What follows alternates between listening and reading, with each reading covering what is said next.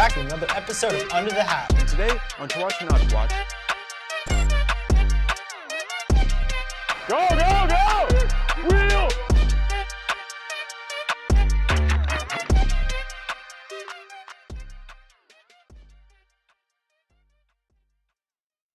Hello, and welcome to an all-new episode of Under the Hat. As you can see, things are a little bit different. What are you talking about? This quarantine edition of Under the Hat doesn't feature news, but instead will feature me. Actually, all of us, Tyler. Even me. Mission accomplished. We're going to feature a bunch of surprises and segments. Let's start with some context for the whole situation. School's been looking a bit different lately, and many of us are surviving, but also many of us are struggling. Recently, Luke Jeffries questioned a couple seniors from HH to get a sense of what they're going through right now.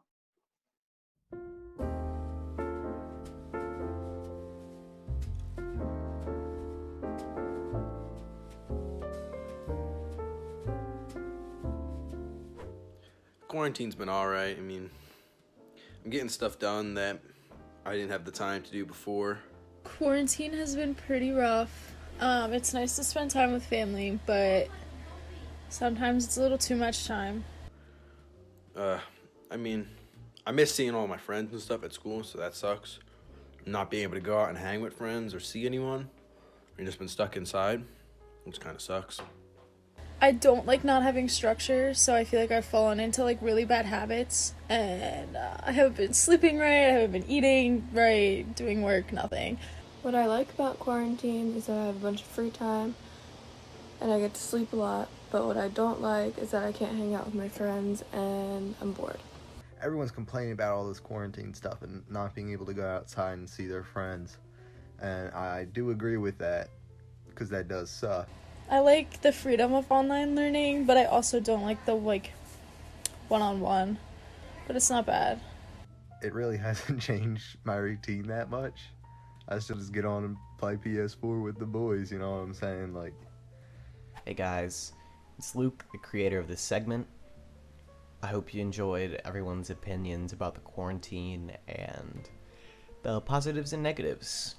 It's been crazy going through all this, but we're gonna get through it.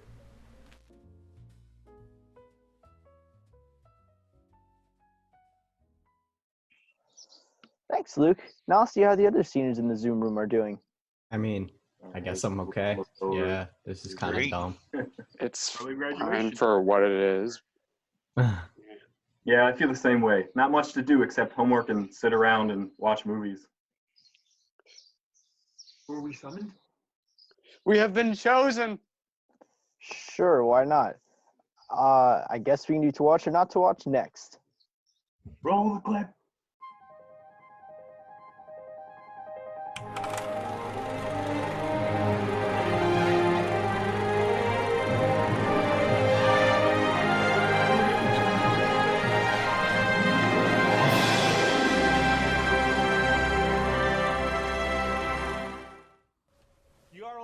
I never hit you. You are tearing me apart, Lisa.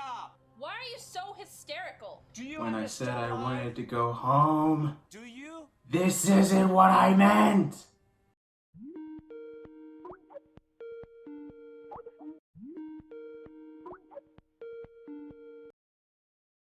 Well, looks like Comic-Con finally came to my hometown. What are you doing? Dude, we're in the COVID apocalypse. Also, we got an episode to do. Oh my god, you two. This isn't the apocalypse. Sure, but if there's anything movies have taught me right now, it's that living in a different world is extremely hard. What's your point? Top 5 post-apocalypse movies? Duh! It's not the apocalypse. But I guess people do need something to do while they're at home. Alright, cool, we got it. What's your first movie? Actually, my first pick isn't a movie at all. It's a Stephen King miniseries called The Stand. After a virus wipes out the majority of Earth's population, two groups of survivors begin an all-out war in an effort to claim their territory over the U.S. The Stand is a must-watch in terms of the post-apocalyptic genre. It gives clear inspiration to many stories we love today, such as The Walking Dead. And on top of that, The characters are interesting and likable, the acting, while not award-worthy, is fun from every cast member, and it's perfectly divided between 4 episodes, each with their own story to tell. It may be a corny ABC miniseries, but it's a fun Stephen King story. Well, my number 4 movie is definitely A Quiet Place. In a world overrun by fear of sound-sensitive aliens, a small family tries their hardest to live their lives in this hard time. The use of sound here is brilliant at creating tension that'll make you feel that even if a penny drops, you're dead. Of course, what John Krasinski did as a storyteller is a major factor into that success, as he, along with the entire cast, make you easily care about this family in the world of terror. All of this makes number 4 a good spot for A Quiet Place. My number 3 pick would have to be Shaun of the Dead. 30-something Shaun is a loser down on his luck when a zombie outbreak occurs as he leads a group of his friends as a born survival leader. What makes Shaun of the Dead special from your typical zombie flick is how it tells the story. Co-writer and director Edgar Wright knows how to keep you invested, making sure to include loads of great comedic writing, a fast-paced editing style, and so much subtle foreshadowing through the film that it makes for an endlessly rewatchable experience. It's funny, it's engaging, it's lovable all around. Shaun of the Dead stands out in the post-apocalyptic genre as the best comedy it has. But I'm done laughing right now. It's time for some action with our number 2, Terminator 2, Judgment Day. On the surface, the plot is fairly simple, as the Terminator is sent back in time to try and kill John Connor as a kid, while a reprogrammed Terminator is sent back to keep him safe. Yeah, this has been praised as one of the best sequels of all time, and for good reason. The awesome action set pieces and terrific one-liners have easily become just as iconic as the poignant themes are, with the ever-present messages of technology overuse and the importance of staying human. Really, there's almost nothing better when it comes to action sequels than Terminator 2, Judgment Day. Well, almost being... The best post-apocalypse movie is? Mad Max Fury Road? Yeah. Yep. Yeah. In a post-apocalyptic wasteland, a woman rebels against a tyrannical ruler in search for her homeland with the aid of a group of female prisoners, a psychotic worshipper, and a drifter named Max. While it seems like it could just come across as a 2-hour car chase, George Miller uses pitch-perfect visual storytelling to evoke something much deeper. And oh yeah, with 15 gallons worth of pure adrenaline too! The movie is filled to the brim with tons of incredible action set pieces, all the more impressive due to the use of mostly practical effects and the massive and beautiful production design. It's gorgeously shot, incredibly action-packed, and not to mention an Oscar juggernaut. Oh, what a day! What a lovely day! There. Now all of you should know what to do once the apocalypse stage comes to an end. For the last time, it's not the apocalypse. You know what? Fine. Whatever, I'll take the mask off. It was just for a good bit, you joy kill. What is that? I think that's a meteorite. Huh. Ah! Spoiler alert, we survived, I think. I hope I survive the apocalypse. You won't, but I have some tips that might slow down the inevitable.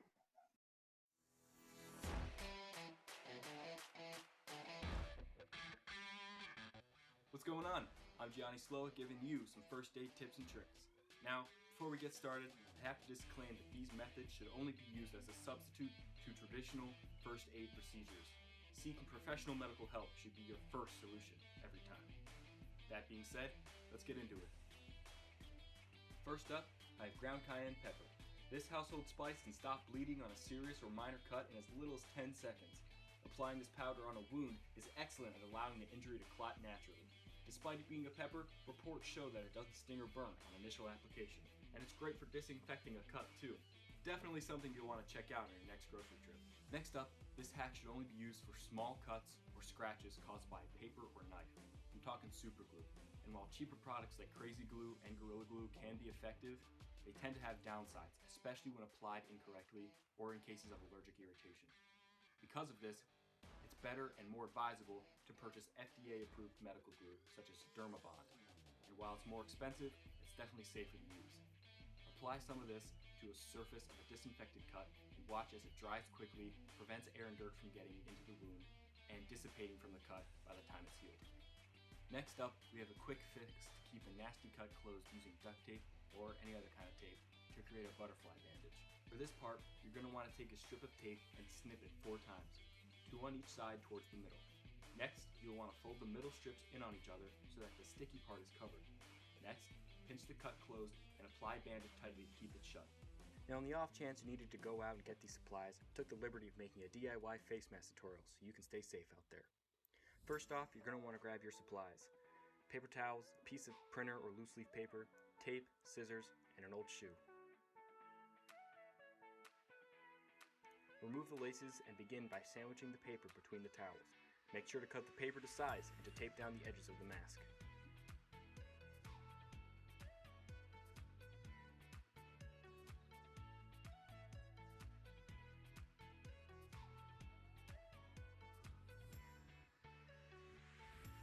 Next, continue by folding 2 of the corners in and by taping down the flap. This will serve as the bottom of the mask. From here, you'll need to poke 4 holes for the laces.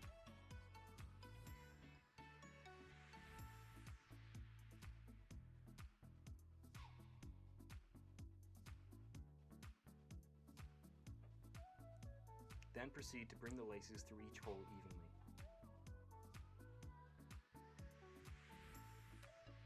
From there, you can tie it behind your head and wear with a scarf, shirt, or bandana for optimal protection.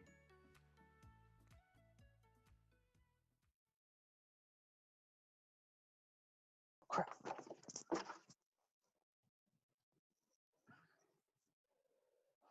Sports. I'll keep those tips in mind. Who here misses sports? Sports may be out, but there are ways to fill the gap. Got anything good for us, Seth? Yep, let's take a look. Jaylen Brown for the rebound. Simmons all the way to just attack the basket. James catches, puts up a 3. Won't go. Rebound Bosch. Back out to Allen. His 3-pointer. Bang! Tie game! For a shot, it's the center back, Jacob Glesnes. He's going who for it. is, oh my goal! Towards the end zone. With Archie Diacono. 3 seconds at midcourt. Jenkins gives it to Jenkins for the championship.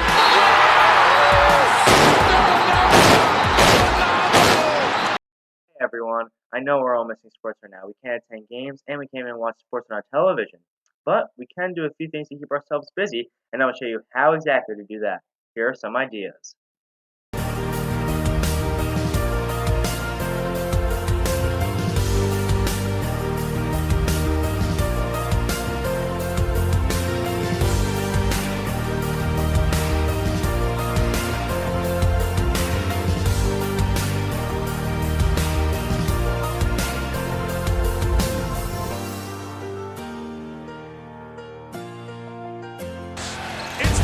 He got the shot off.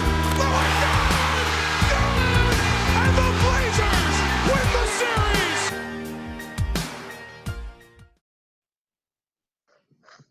If you need something after all that blood pumping and heart racing excitement, Jacob made the perfect segment for you. Isn't that right? Well, yeah. Awesome. Here it is. Hello. Welcome to The Joys of Meditation. I'm Jacob Parsons, and I'm here to take you on this relaxing, soothing journey. Let's begin. Number 1, make sure, wherever you are in a comfortable position. Whether you're at the dinner table, avoiding schoolwork, playing video games, whatever you're doing. Just make sure you're in a nice, calm, and relaxing place. We're going to talk about breathing. So you're going to go in through your nose, out through your mouth. Hey, what do you want for lunch? I told you I'm filming! Get out of here! Also, I'll take a grilled cheese. Fine. Thank you. Out through your mouth. In through your nose. Out through your mouth. Great job. Step number 2. Follow along with me now. You're going to close your eyes and continue the breathing exercises. This step is to help you make your body feel more relaxed. You're just gonna wiggle out all the anger you feel. In through your nose, out through your mouth. See how relaxed I am? I just feel great. Here. It's just 2 pieces of uncooked bread.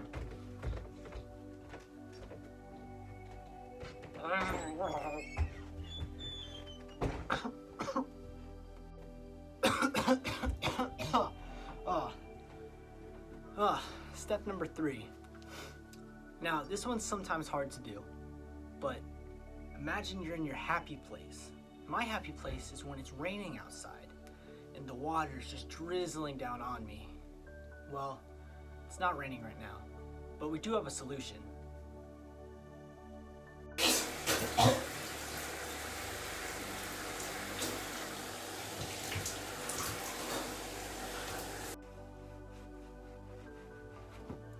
Alright. Next, we're gonna sit here with our eyes closed, again doing the deep breathing exercises. And we're gonna let out our inner emotions. Remember, in through your nose, and as you exhale, release your inner demons.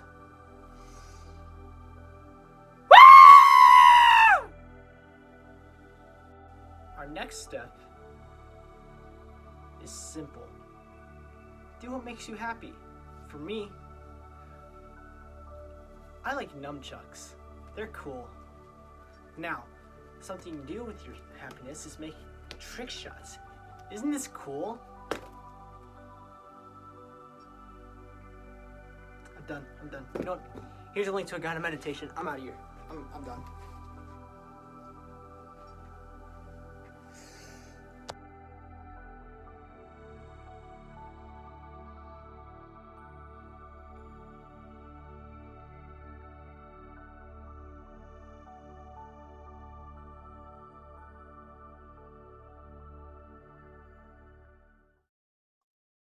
Absolutely wonderful. Thank you for that masterpiece, Jacob. I'm hungry, which means it's time for lunch date with Tyler. Wait, what? Hi guys, it's me, Tyler, and I'm back with another segment for Lunch Date with Tyler. And today, my guest will be my dad. His name is Chad Krameroff, and can you tell me a little bit about yourself? I am Tyler's dad, like you said. I have 20 years in teaching myself. I've been teaching for 20 years, elementary school. I teach 19 of them in Maple Shade, New Jersey. In the summer, I'm a director at a day camp at Diamond Ridge. And I also have a photo booth business where I've been doing that for 17 years now, where I come to parties and take pictures as a photo booth with a photo booth. Can you tell us where we are today? Today we are doing in the parking lot of Main Street Pizza. This is a ritual, something that Tyler and I do a lot. We'll come maybe on a Saturday or on a weekend, even though it's not a weekend today. We're on spring break, but we'll come and get a couple of slices, specialty slices, bay fries, and we usually do that, and we'll watch whatever sporting event is on at the time when we could eat there, but we can't do that today, obviously, with everything going on. But we just took it out, and we're going to take it home and enjoy it there. Thank you. We will see you guys again when we get home. Hi, we are back with our slices. We got 2 slices, some water. I got the buffalo chicken slice and the ranchero slice. And what did you get? I got a plain slice, and I have a honey mustard chicken as well to go with our bay fries. Sounds really good. So first question, what is your dream vacation? Where would you want to go the most? We were actually going to take our dream vacation to Italy this summer, and we were kind of postponed on that because we're not able to obviously travel. At this point, it would be too much of a problem. Yeah. Second question, you like Disney, I hear. We do. We've been going to Disney a lot as a family. What is your favorite thing about Disney? Is it the food, the rides, the area? My favorite part about Disney is Epcot. As Disney Vacation Club members, we really got a chance to take a good look at Disney itself, but Epcot is our favorite place to go. That is my favorite place to go. I like the countries. My favorite part. I love soaring. Oh yeah, you can't not like soaring. Third and final question. What have you been doing during this quarantine? I am working from home. I'm a school teacher. I teach 5th grade students in math and science. I work in Maple Shade, New Jersey, but this is the less I've traveled to school in ever. I join my students through video lessons and chats that I create, that I do every morning, and now it's a couple days a week, but I'm working in our dining room right there. Wow. That's all the questions I have. Thank you for joining me on this interview, and it was a pleasure. Thank you very much. Beyond eating too much food, there's other ways to fight boredom. Anthony has some ideas on how to fix that. Playing video games. Squatting up with the boys. Here at Under the Hat, we're going to give you a little more entertainment to help you get through this lockdown. And I'm going to be telling you the top 5 video games you should be playing during this lockdown. Let's get into it. Kicking off our list at the number 5 spot, we have Call of Duty Modern Warfare, the latest addition in the Call of Duty franchise series. The recent games have been lackluster at best. Now, what makes this game so much better was the fact that it felt like an actual Call of Duty game. It felt like we could actually get back to our childhood with Black Ops 2 and just regular old Black Ops. It gave us something to get excited about. I would give it a shot. Taking the spot at number 4, we have Super Smash Bros. Melee. Super Smash Bros. Melee is a fighting game made by Nintendo. You might be like, hold up. A fighting game made by Nintendo? Well, yeah. It's cartoon style. Super Smash Bros. Is a game where you have all your favorite Nintendo characters gathered up into one spot to pin them all against each other in an all-out battle royale. This game you can take online and play versus your friends. You can get really competitive. And if you're someone like myself and you constantly play with your friends and they just constantly beat down on you, you get a little angry. And hey, you might break a controller. I'm not saying it's personal experience, but it's personal experience. I highly recommend this game to play with your friends. It's seriously a great time. Jumping into the number 3 spot, we have Animal Crossing.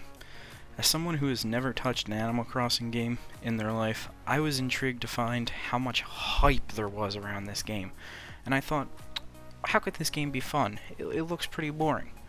Oh boy, I was wrong. It was a fun game to play, and you can even hop on with your buddies. Hey, give it a shot. Trust me, you won't regret it. I know I surely didn't.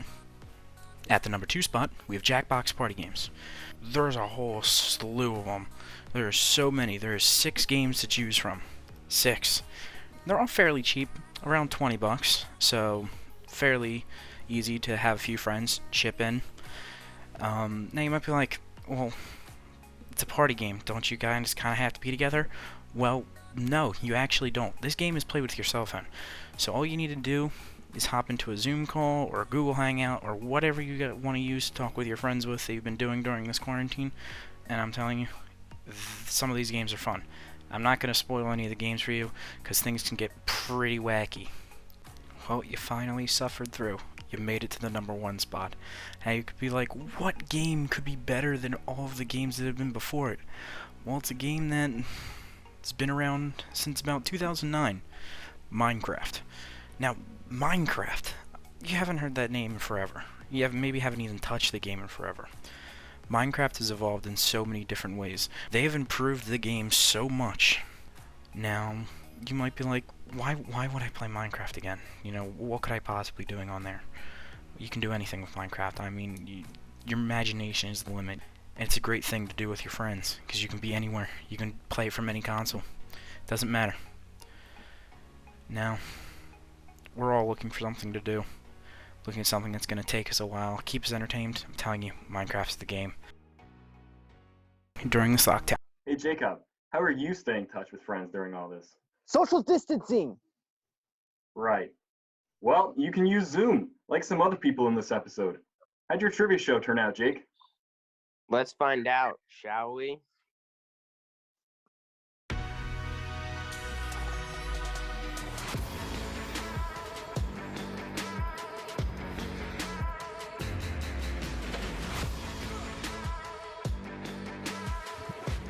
Alright, first question is, how many Pirates of the Caribbean movies are there?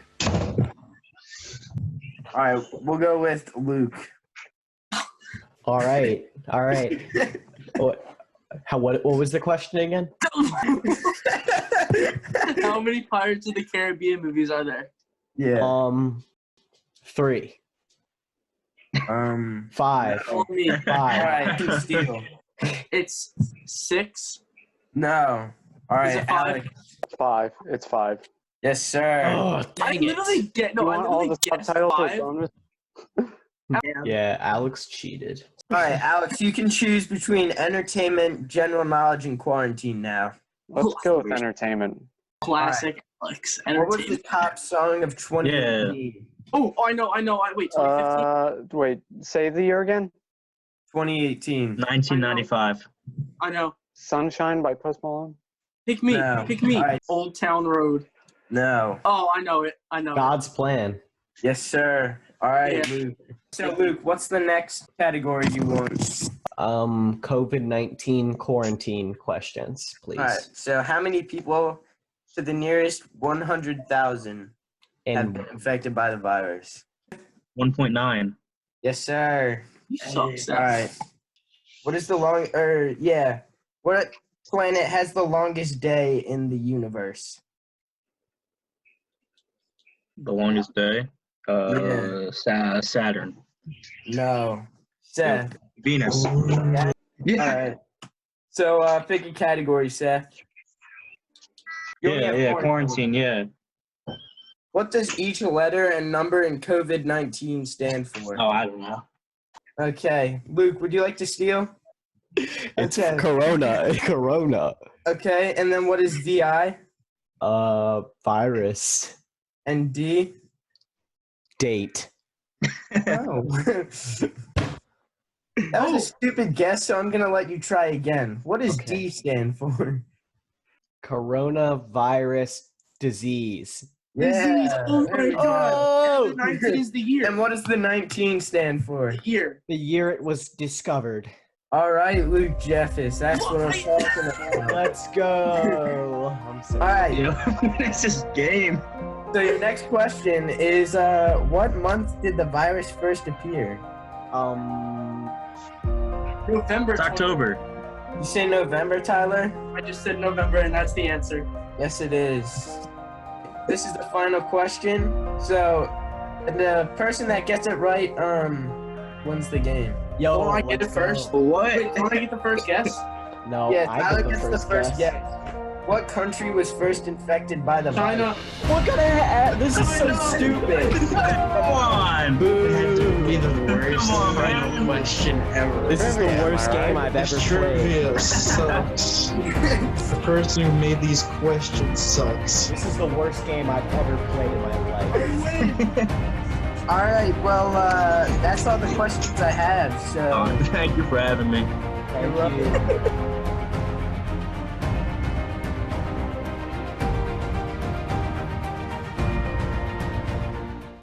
I'm the champion. What an underdog story. Yeah, dog. In all seriousness, thank you all for tuning in, And a special shout out to all those struggling during this time. as well as a huge thank you to all the first responders. We will get through this. Stay safe, guys. And stay classy, Hatboro-Horsham, and stay indoors. Make it a great day or not. Gianni! Come on!